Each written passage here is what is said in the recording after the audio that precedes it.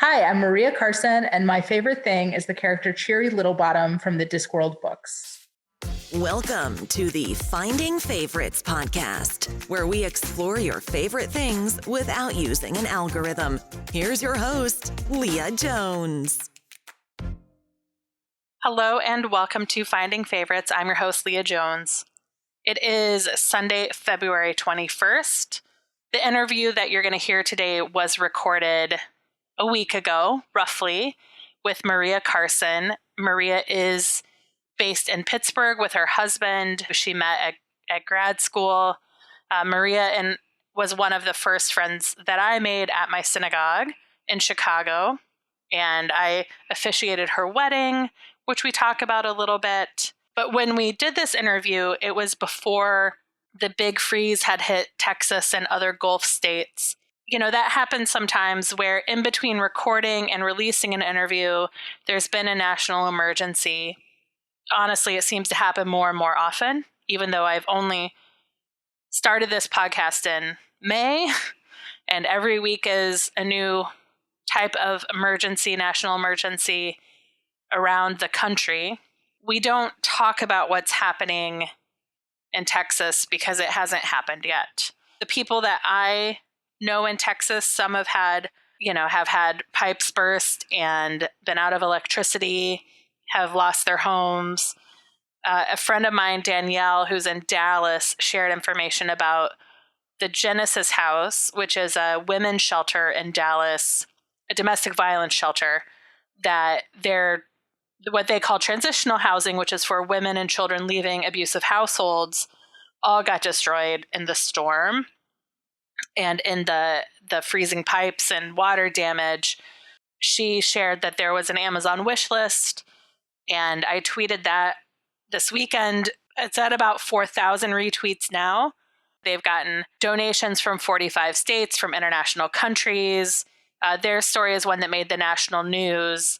I had also donated to some mutual aid organizations just on Venmo, organizations that were trying to get people into hotels, get some food bought. So if you're able to do something to support people on the ground in Texas and the Gulf states, Louisiana and Mississippi, other states that are on the national power grid didn't make the news like Texas did, but it doesn't mean they don't need our support in the way that Texas has had our support. This week is Purim, so Hag Purim Sameach to those of you who are celebrating this week. Purim was really the first Jewish holiday for a lot of us in North America. It is the holiday that we remember as when everything changed. At my synagogue, we had a lot of synagogues had their kids event, the carnival, and that was like the last normal thing any of us did in our Jewish communities. And by the time we got to our adult programming and our Megillah reading, we had closed our building to in-person events. I don't know. So I guess I've just been really feeling the crush of the anniversary, even though, like many people, March 13th is the day that I kind of hold as the day it all changed. But Purim is the holiday. So on the Hebrew calendar, this is a year. And I have certainly been feeling the crush of a year at home, alone, and not seeing my friends, not seeing my family, not seeing the city or music or theater or all of the things that COVID has taken away from us. The people, first and foremost, and the experiences. But on the flip side, I hear every week of more friends who have gotten their vaccine. I am trying to wait patiently. I hope that you continue to stay home, stay safe, wear your masks, and wash your hands.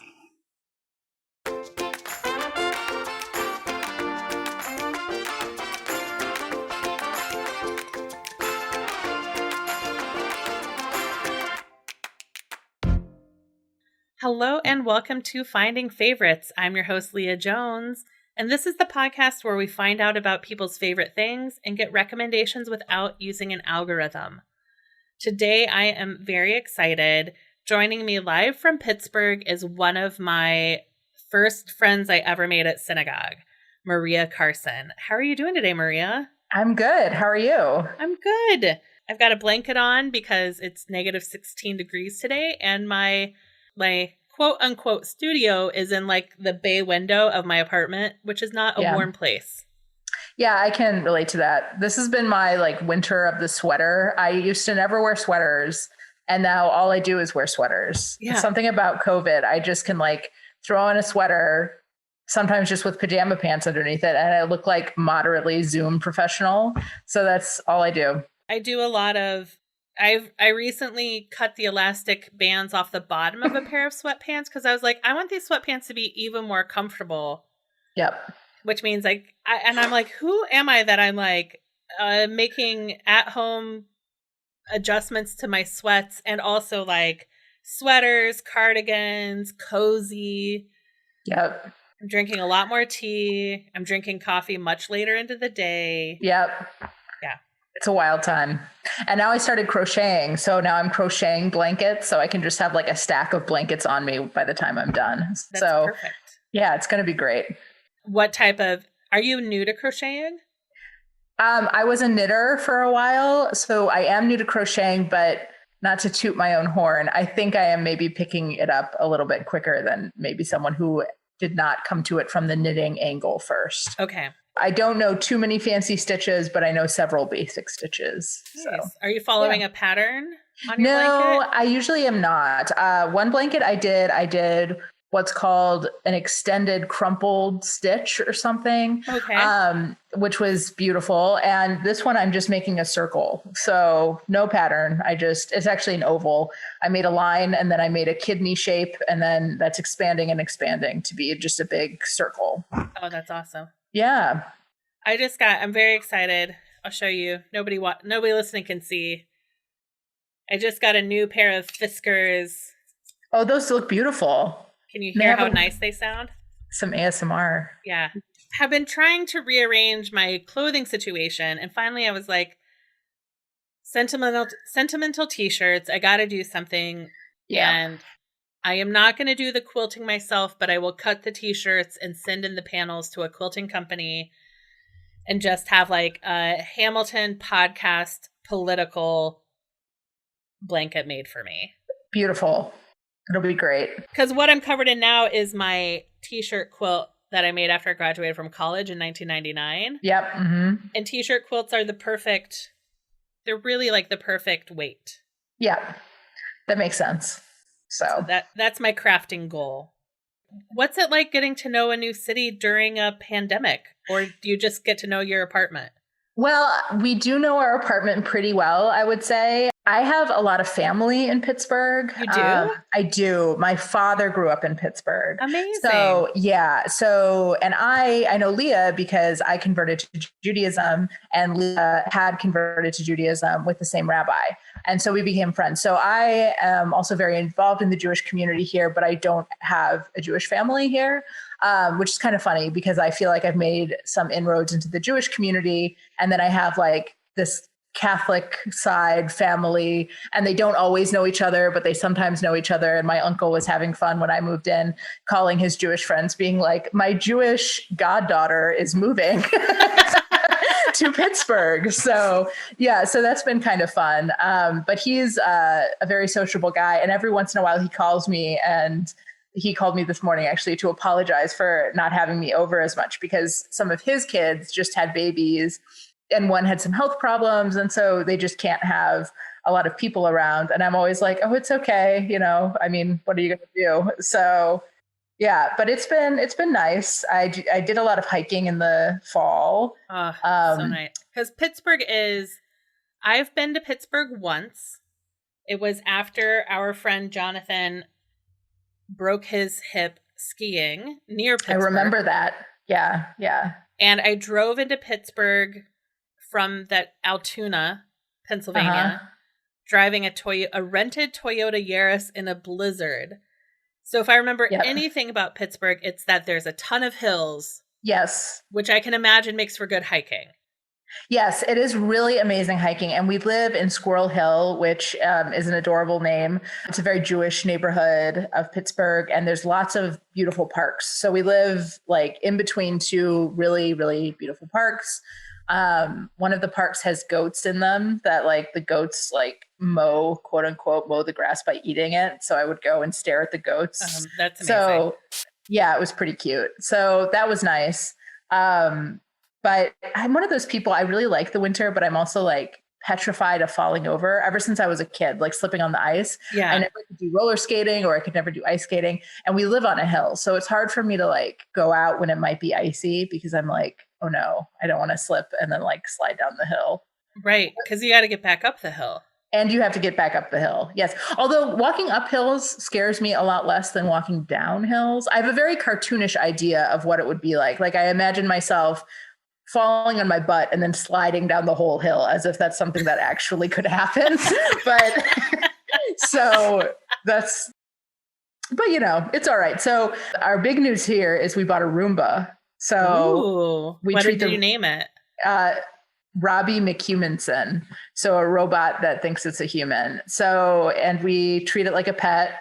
We coo at it when it zooms by. You know, we try to give it affirmations if it's having trouble getting onto the carpet. Nice. I don't have one. I don't know how the cats would do with a third roommate like that.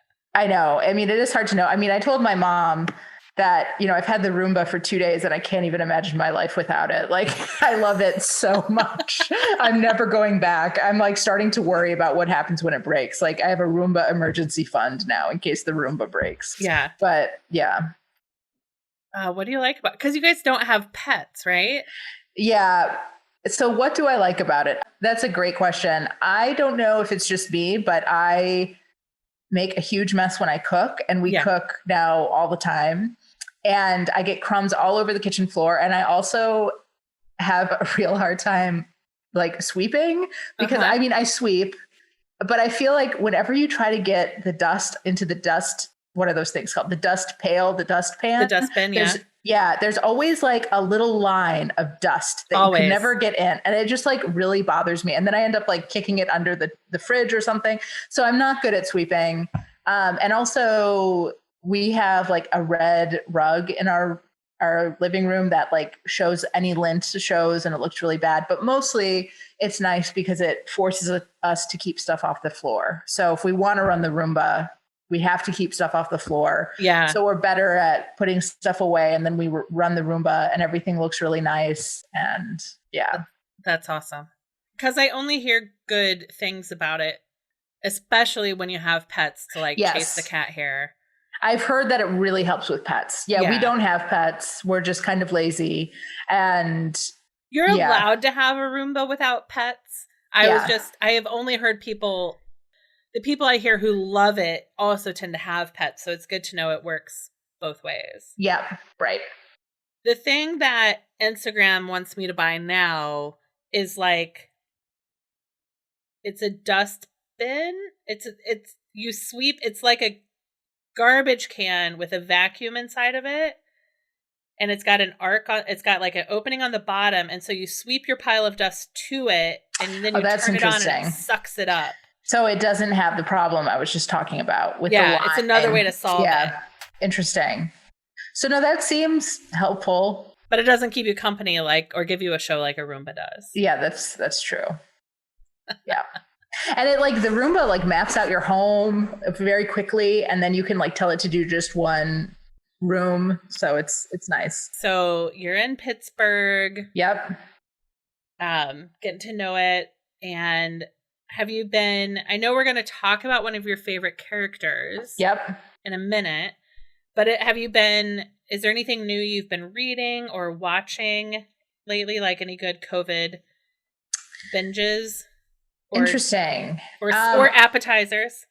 Binges or appetizers. I did play, and I really, really liked the video game Horizon Zero Dawn. Yeah. Which is amazing. Would recommend. 10 out of 10.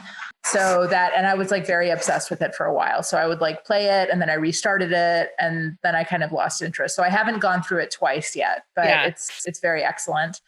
me and my husband started watching What We Do in the Shadows. Have you heard of that? So I've watched been great. The first season, I think. Yeah. Yeah. And the second season is on Hulu.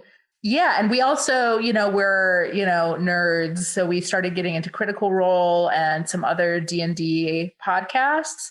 One I really like is called Not Another D&D Podcast. Yeah. Definitely recommend. Very, very funny.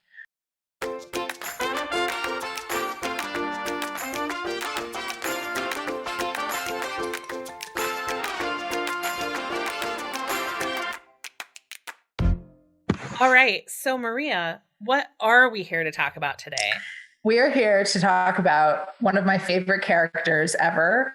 Her name is Cheery Littlebottom, and she's in the Discworld Terry Pratchett universe. All right. Terry Pratchett is an author. Yes, he is an author. And so he is a very prolific author. He wrote Good Omens with Neil Gaiman. And so a lot of people know him through that. But so he has a lot of books, but many, many of his books fall into the Discworld universe. Okay. And like any sort of cinematic universe, there's different sort of parts of the world that you can get into. And sometimes they overlap and sometimes they don't. I haven't read all of the Discworld books. I've read a good chunk of them. If you're looking for a place to start, most people recommend starting with a book called Guards, which is the first of the Night Watch or the City Guard, depending on how you're labeling them, that kind of genre. So it's about essentially police officers in a city that's similar to London. And that's the world in which Cheery Littlebottom exists. Okay. So, yeah. That is helpful because his is definitely a name I recognize. Yes, he's very funny. And it's like mostly fantasy stuff that he writes. So, okay. And is that the book that you recommend starting with? Or is that the book? Okay. I recommend starting with Guards. If you start Guards and you can't get into it, maybe try Going Postal, which is also very funny. And they're slightly different. So the first one he wrote in the world is called The Color of Magic, which I have never read. And that's more about the wizards and the wizard school in the world. So there's the Night Watch or the City Guard books that are sometimes called the Industrial Revolution, which has to do with things like the development of the post office, the development of the bank, which sounds really boring, but they're very funny. And witches books, which are about people who live in the countryside and there's like witches. And those are good too. So if you want a more witchy book, you could start with, what's it called? We Three Sisters? No, that's not it. But yeah, Guards is great. Very, very funny. There's an author I like who is not prolific like Terry Pratchett, and that's Jasper Fforde, who he's got a series called the Thursday Next series, which is a slightly parallel, a parallel universe. It takes place in London, but the main character Thursday Next is a book cop. So she is a human being who polices book world and the crimes that happen between characters when books are closed. Oh, interesting. Because characters only need to be doing, like Alice in Wonderland only needs to be doing what it says on the page when somebody is actively reading the book. So when all copies of the book are closed, she can go get into trouble. Yep. And the first book in that series is called The Eyre Affair, and it's about the original manuscript of Jane Eyre gets stolen, and the person starts making changes to the original manuscript and how that impacts the lives of the characters. That's awesome. And so she goes in and out of book world solving book crimes. That sounds really cool. I did remember what that book was called. So Weird Sisters is I've definitely heard of Weird Sisters. Yes. So that's the first of the witches sort of arc often. And that's also very good. So Weird Sisters, Going Postal, or Guards. Okay. So yeah. And let's time travel. Yep. Where and when did you start with this series? Probably about maybe 10 years ago. Yeah. And I actually tried reading Guards a couple times before I could really get through it, to be honest. But I did really enjoy it when I was reading it. And I really, probably actually it was when Cheery Littlebottom came onto the scene that I just fell in love with the books. And she comes on the scene for this book called Feet of Clay, which is the third book in the Watch sort of sub-series. And I just really loved her character. And I really felt like I resonated a lot with her. And I really just sort of started to fall in love with the world shortly after falling in love with her. So, yeah. That's awesome. So is this when you were at JTS?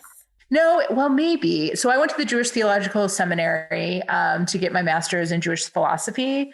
I probably did read some of them before that. So maybe when I was at DePaul, so when you and I first knew each other. But it wasn't like a huge part of my life. It became more important to me as I continued reading these books and just loving them so much. And, you know, I started getting into like fan fiction about them and stuff like that. So, but yeah, they've been around in my life for a long time. So, nice. Yeah. Yeah, I have. I just have lost all sense of time. So I know. I can't tell if your wedding was like 10 years ago or 2 years ago in my brain. It was like 3.5 years ago. Yeah. So yes, but I get confused as well. So Leah officiated our wedding. It was beautiful. It was such a great wedding. It was really fun. The venue, that like forest. Yep. It's such a stunning location for a wedding. Yeah, it really was beautiful. Yeah. But I always forget. I have to like, Dan, my husband, tends to remember like what year we got married. I always have to like either look at our ketubah or like try to just count backwards. But everything blends together. Okay, so you started reading it when you were still in Chicago. Yep. I was trying to draw some sort of parallel from the building you lived in New York, which like felt like you were living in like the fantasy world. Yes, it was. And I can go down this whole thing because as the series progresses, Cheery Littlebottom is a dwarf. Dwarf culture becomes more and more Jewish as the books go on until like, I think Terry Pratchett must have wanted to make them Jews later on, like an allegory for Jewish people. At the beginning of the series, they actually are not. So it changes, it kind of morphs in intensities as the season goes on. But yes, so series, not season. But yes, I lived in this really weird building for a couple years. It had real strong, only because I don't have another castle boarding school to relay it to. Yeah. It had very strong Hogwarts vibes. It really did. And so I lived in the building, the Jewish Theological Seminary. So I like lived in this building where like there were classrooms like a floor below. Like I would sometimes be riding the elevator with my dirty laundry with like professors and stuff. It was a strange experience. Yeah. Yeah. So tell me a little bit about, I mean, we're going to talk a lot about Cheery. Yeah, of course. But what's her brief bio? She's a dwarf. Yes. She is a dwarf. She trained as an alchemist and she blew up the Alchemist Guild. So she got fired from being an alchemist and then joined the City Watch, so the police officers, as a forensic sort of specialist. So, but she's most well known because in dwarf culture, they did not make a public distinction between the sexes, between genders. And she was the first, quote unquote, openly female dwarf. So she was the first one to use she as a pronoun. She wore a skirt. And this was like very shocking. So. Wow. Yes. So when you say blew up the Alchemist Guild. Yes. Was it an explosion or a political blow up? Oh, it was an explosion, okay. But it's only referred to like as something that happened in the past. So you never like see it happen. She comes into her interview and they're like, why do you want to be a police officer? And she's like, well, I can't be an alchemist anymore because there was a mistake with the chemicals I was using. So, yes. Wow. And so she becomes a police officer and in forensics. Yes. Yeah. Forensics, or, you know, the forensics equivalent in, you know, vaguely the medieval past. You know how like fantasy books are always vaguely set in medieval times? Yeah. So with the Discworld books, it's like sometimes they have some things that are like maybe a little bit later in history than medieval times. Sometimes it seems more medieval, but it's all vaguely the past. and it's fantasy, which my frame of reference for fantasy is honestly listening to Nicole Byer and Lauren Lapkus experience Lord of the Rings, which Yep.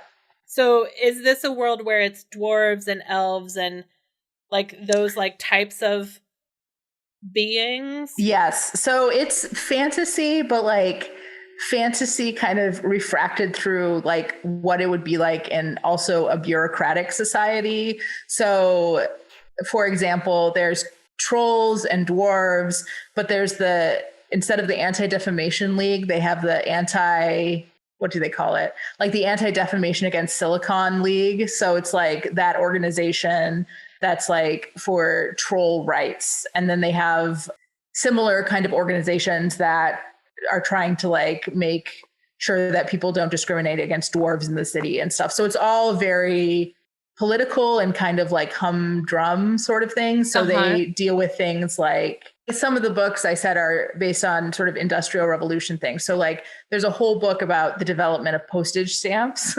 but in this like fantasy world. So like there's wizards and stuff, but there's also lots of discussion about postage stamps and about paper currency and stuff like that. So it's fantasy, but more realistic somehow. Yeah. It handles the questions when you're reading a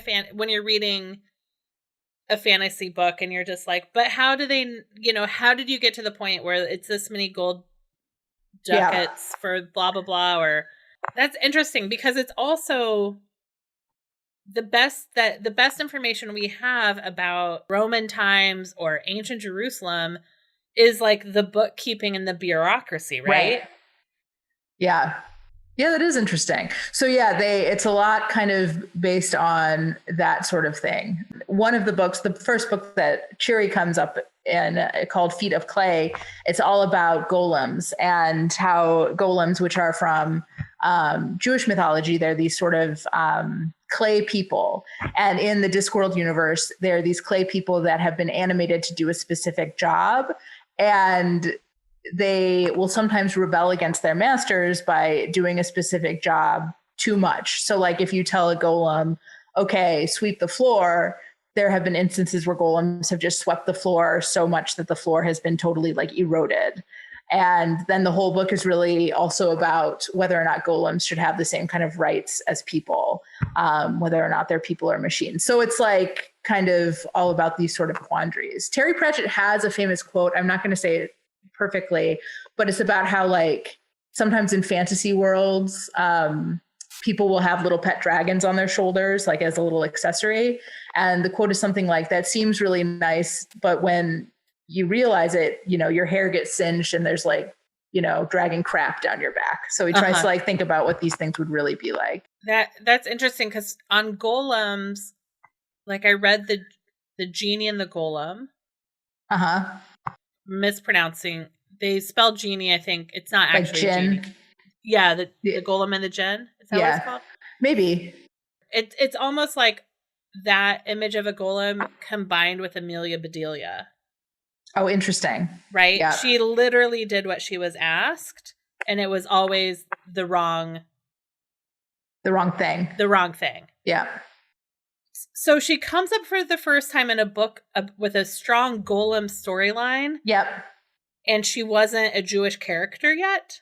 Well, so she may have been. So Terry Pratchett first talks about dwarves I'm actually not. The first exposure I had to Terry Pratchett talking about dwarves was in Guards, because one of the main characters in the whole series and the main character of the Watch books is called Carrot Iron Founderson. And he was a little baby who was found by dwarves and raised by dwarves. And then when he got old enough, when he, entered puberty, got a little like older than puberty, they realized they needed to send him to humans because he started to have like little crushes on dwarvish females and everyone was getting upset.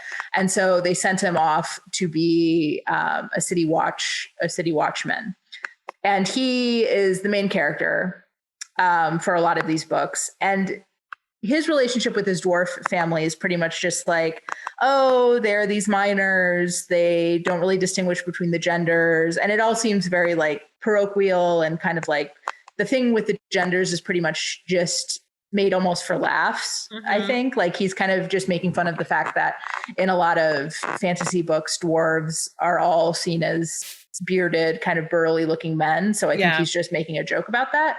And Terry Pratchett does this a lot. He'll like make a joke about something, and then you can tell he'll be thinking about it and be like, well, actually, how would this work? And starts kind of like unraveling this. So then he has this character of Cheery, who is a female dwarf and decides to become openly female.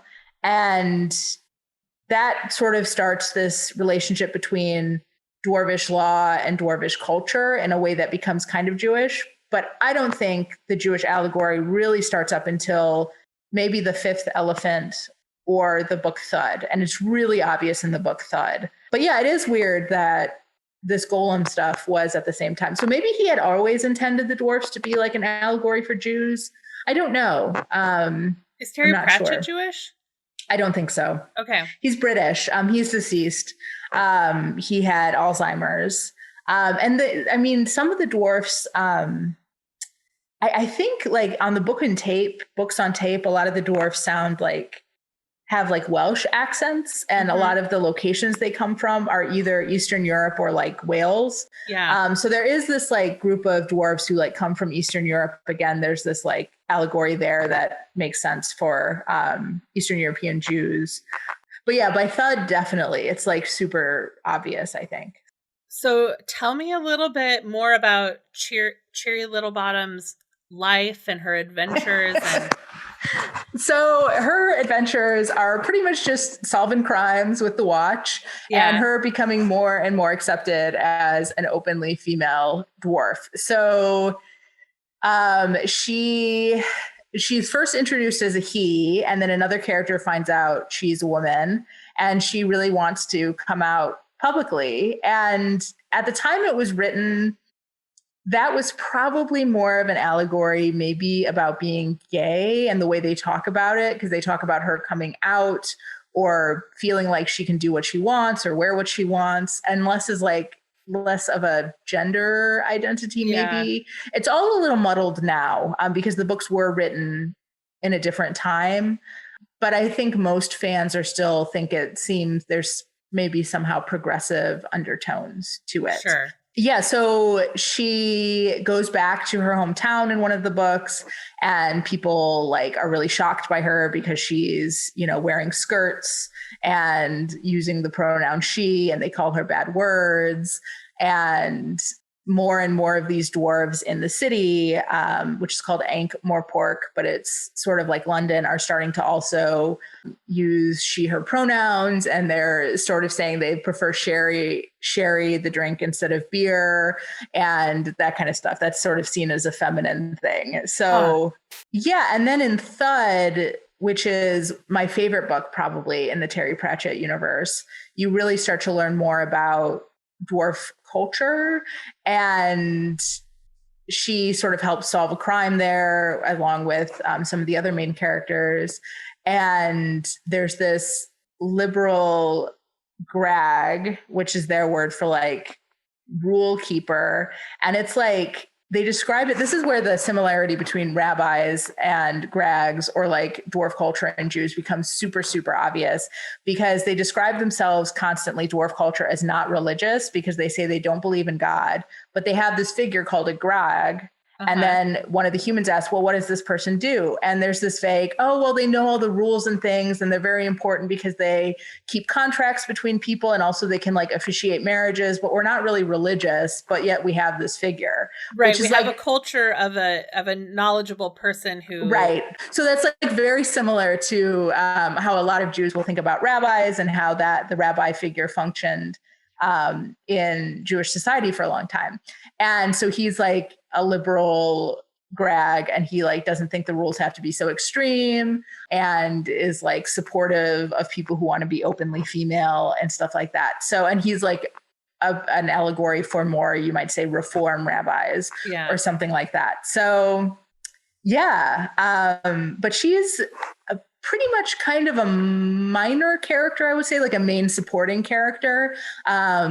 So she has these little side stories about like further acceptance and dealing with one's culture and trying to be like a reformer of the culture, but still really caring about your culture. Right. Because at one point someone suggests to her, well, why don't you shave your beard if you want to act more like a woman?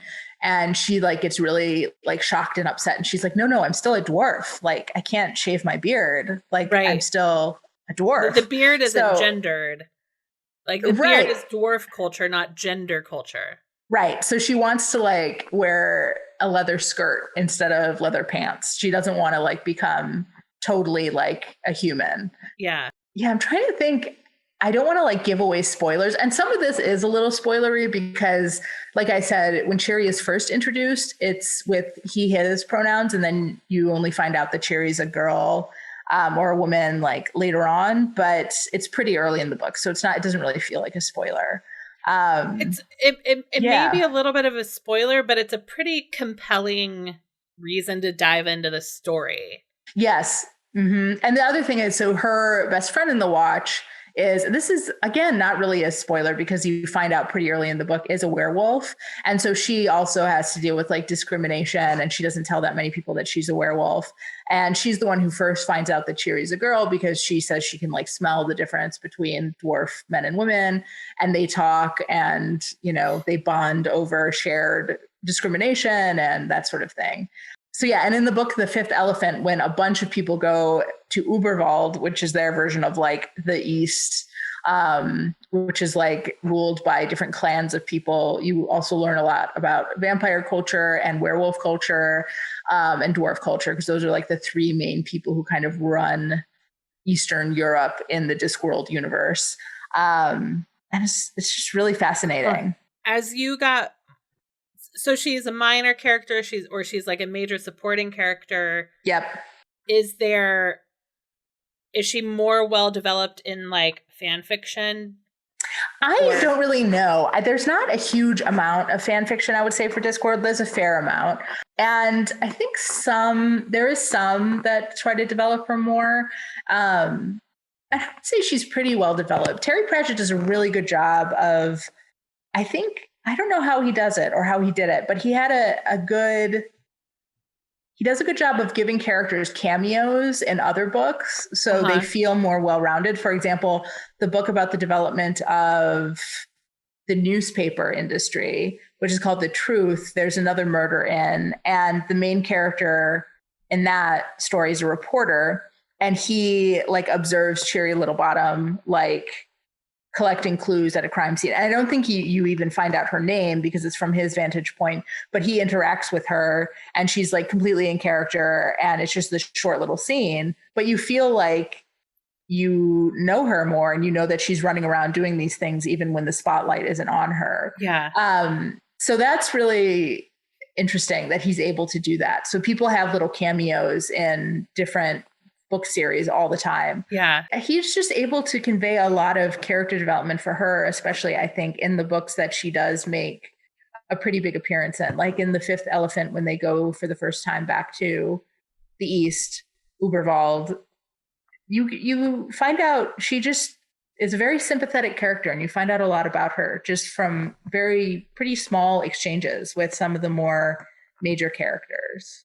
Huh. So yeah, so that's enough for me. And I definitely, like to have headcanons, which is a term when you try to like fill in the gaps of a book yourself, right? Or, little fan fiction, that kind of stuff. But there is a fair amount of fan art drawn of her, I think, as with all the Watch people. So people like doing that as well. Yeah, but it is weird that I feel so attached to her. And I don't know why I feel so connected to her. I mean, I'm bisexual, but I've come out, I guess, but it hasn't been so dramatic in my life the same way her coming out story was, because she was like the first one in her community to do this thing, and people like really shunned her. And I like sort of waited until I was married to a man to like come out as bisexual. So it was like, like I was kind of like collecting as much straight passing privilege as I could before. You don't think a character who progressively over a number of books becomes more and more Jewish is a character you would connect to? That's true, because yes, because I also converted to Judaism, and yes, and that is true so I guess And then That's you got a a big part of it master's in too. Jewish theology, and then you went and you're working on a PhD in That's true. Judaic studies. Yes. That's true. And so, yes, as it became more and more apparent that the dwarves were, somehow a stand-in for Jewish culture in a lot of ways, I think that was a big part of it too. So, but yeah, like I said, that doesn't happen immediately with her, really, in an interesting way.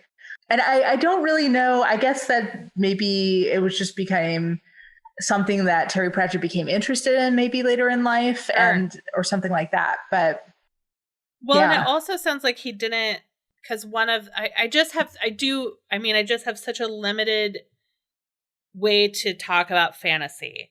Mm-hmm. But like J.K. Rowling embraced the worst stereotypes of Jews when she made the banker trolls. Yep. Like that was her Jewish stand-in, right? Yep.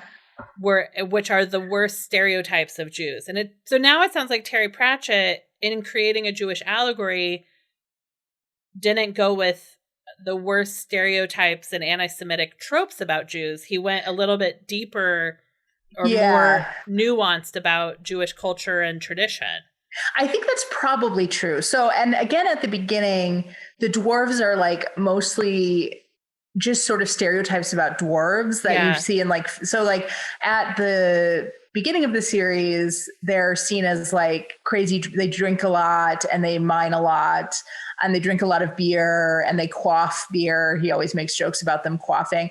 And I don't think that sort of like idea of Jews being a beer drinking people or having a lot of alcoholism in their culture is like, that's not really a thing the same way you might say that about other communities. So that still remains. But then as this sort of allegory between dwarves become more Jewish, there's this idea that they are quite fascinated by contracts, that they have a rule-based system, that they have dwarves that are much more religious or observant, who wear dark clothes all the time and try to be more insular. And then there's dwarves who are more integrated into the society, into the broader non-dwarvish society. So I guess that maybe is a good way of thinking about it. I mean, there is still this idea that dwarves really like gold and really are like very interested in money and mercantile stuff. But I mean, there's even this idea, I don't know if Terry Pratchett found out about what a geniza is. A geniza is a storehouse where religious Jews would, anything that had the name of God written on it, they would save it in this special storehouse because you were not supposed to dispose of it. And they have been really important for archivists and researchers because the Cairo Geniza was this like huge storehouse of just all these documents that people were saving, and they found it and were able to, learn a lot about Jews of the past and also non-Jews of the past that would interact with Jews sometimes. But so there's this idea that comes out mostly in the book Thud that dwarves think all words are sacred. And so that they save all of they don't like any sort of disposable lettering. And so that's like an idea. And then there's this whole exchange about like, well, dwarves started the first printing press and were the first like newspaper creators. And then there's like, but like not all dwarves take the law as seriously as others. So this idea of this sort of like plasticity of Jewish law, which, Jews ever since modernity and probably even before that have been dealing with how to engage with the law, how to engage with Jewish law in a broader non-Jewish context.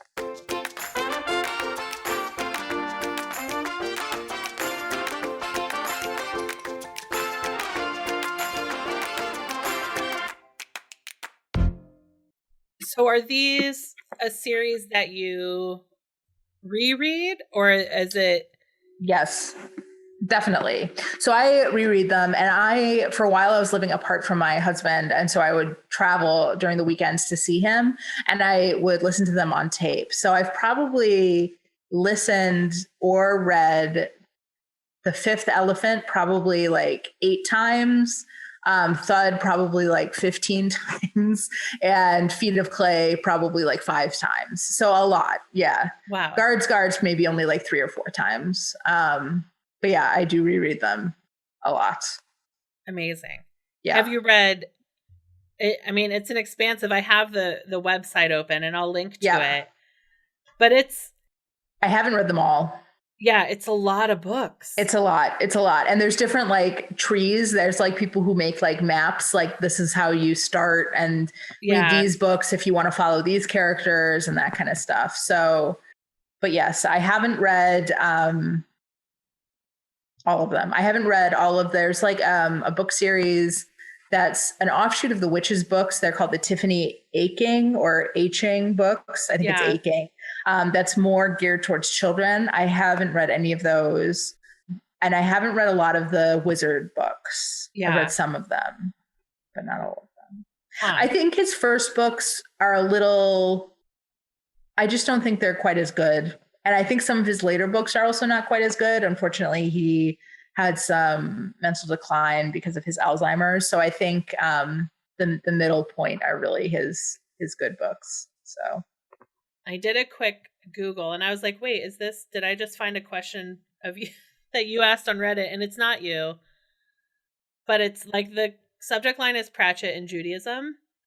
And that might be me. I don't think it's me, but I might have responded. I probably did. It's like, it's someone that says, I'm converting, I'm reading Heschel, and I'm struck between the similarities of small gods and like what I know. That's not me because I actually haven't read all of Small Gods. Yeah. But I might have responded, but don't say what my handle is. Because I won't. I won't. I was just, but when I checked the year because I was like, Heschel and converting. I know, because I'm writing my dissertation on Heschel. Because I was like, are other people talking about it? And absolutely. Like there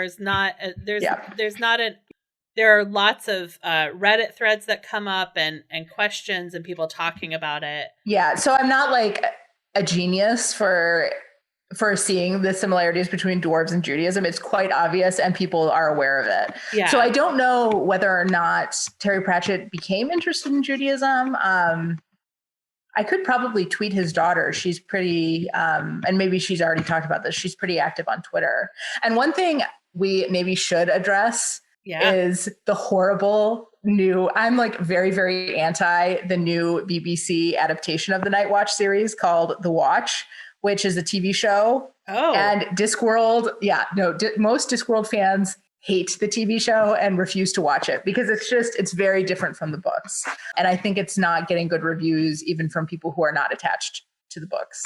So did that just start this year? I think so. It like when it first came out, I was really excited because it was sort of billed as something that would be very faithful to the source material, but be like a police procedural. And I think there could be a lot of funny little new stories that, the City Watch has to go investigate. But instead they tried to make it this like gritty, like a different time period. And there's another character who I'm attached to her name is Sybil. She's older. She has a kid later. So she's maybe like in her early 40s, maybe late 30s, maybe even mid 40s. And she's described as fat, and she's fat and awesome and a dragon breeder. And she like gets married to like the main character and he's like totally obsessed with her. And it's one of the few times I've seen a fat woman be written about so sympathetically, where she doesn't lose a lot of weight. She's described as beautiful and she's just has a great life, even though she's fat. And they made her thin. How dare they? They made her thin and they also made her an assassin for some reason in the show. Not necessary. And Cheery doesn't have a beard for some reason. So it's wild. She's also black in the show, which is fine. I think actually there's nothing in the books to say she couldn't be black, but making her thin is the real problem. So, And it turns out there are black fat actresses, even in the UK, who could have taken the role. And would have done an amazing job with it. Yeah. Terry's daughter, Rihanna, said it shares no DNA with my father's watch. Yeah. And Neil Gaiman compared the series to Batman if he's now a news reporter in a yellow trench coat with a pet bat. Yeah, people... people are pissed. Yeah. So, as soon as the first, shots of the actors came out, I was like, this is not going to be good. And and it only came out 6 weeks ago. So so I was like, I should address it at some point. And I'm hoping, hopefully none of people are tuning in because maybe they love the show and I'm just saying it's terrible. I've never actually seen it. So maybe it's good, but it's just nothing like the books. So if you went in expecting, you're like, they pulled some words and some character names, and that's all. Pretty much, yeah. Because it does seem, people are there is already conversation about like making a new Lord of the Rings film. Even though. Yeah. Because it's been 20 years. Yeah, that's true. Boy, I feel old. Yeah. Yeah. But and you feel like, well, has any new fantasy world been developed? Yeah. Discworld sounds amazing and rich and like quite the franchise if like Disney put their like Marvel claws into it. Not that you want Disney to do it, but like you could have TV shows and movies and animated. And I am a little skeptical of how well it would translate. I know that maybe makes me a bad Discworld fan, but there have been some animated series, but it is like a lot of his humor comes from the use of footnotes in the book. So things like that, it's very much like a book. And I sometimes wonder if it would actually seem kind of boring as a movie because in a certain way it is a little bit slower. It's like this very dry humor. Sometimes you can see the jokes before they happen. And I'm not sure if it would be that compelling as a television show. Yeah. But maybe it would, or a movie or whatnot. But it is a rich world, definitely. And it has a lot of interesting world building. Yeah. And intense world building of like all the different areas of life. Yes. Yeah. And different continents with different stuff going on in the different continents and different people who, don't even run into each other, but you still know they're living near each other. So it's very kind of fascinating. He really put a lot of thought into the world building, I think. Yeah. So have you collected any fan art pieces or? I have not. Yeah, I haven't. I feel like a lot of the fan art pieces, especially of Cheery, are a little like unsettling to look at because they look so unusual because she is this like dwarfish, high femme person. Yeah. So it hasn't been something I felt really comfortable like putting up in my room, say. Yeah. Yeah, I have read a lot of fan fiction.